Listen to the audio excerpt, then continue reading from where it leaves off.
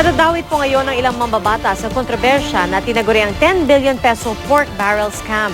Napag-alaman kasi na abot po sa 10 bilyong piso na pondo ng ilang mambabatas ay napunta lang sa ilang peking organisasyon.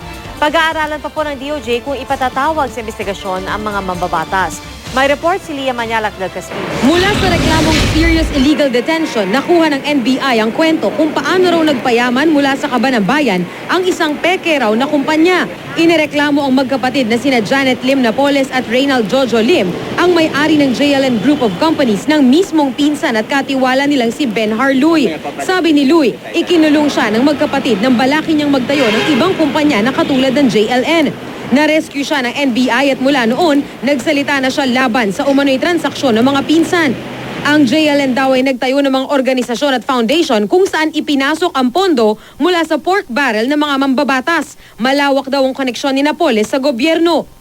Bukod kay Luy, nagbigay rin ng affidavit sa DOJ si Merlina Pablo Suñas. Nagpakilala itong liaison officer ng ilang kumpanyang itinayo raw ng JLN. Siya rin daw ang ginawang presidente ng People's Organization for Progress and Development. Peking Foundation daw ito kung saan pumasok ang fertilizer fund na para sana sa mga magsasaka. Ang alegasyon noon, ginamit ang fertilizer fund para sa kampanya ni Arroyo noong 2004. Si Jokjok Bolante na Undersecretary ng Department of Agriculture raw ang nagmaniobra. Sabi pa ni Suñas, ang mga Peking Foundation na ito ng magkapatid na Lim at Napoles ang tumatanggap ng mga pork barrel fund na nakalaan sa ilang proyekto. Pero imbis raw na mapunta sa mga dapat paglaanan, napupunta lang daw ito sa bulsa ni Napoles. Minsang narinig daw ni Suñas na katransaksyon ng grupo ang opisina ni Senador Loren Legarda at Bongbong Marcos.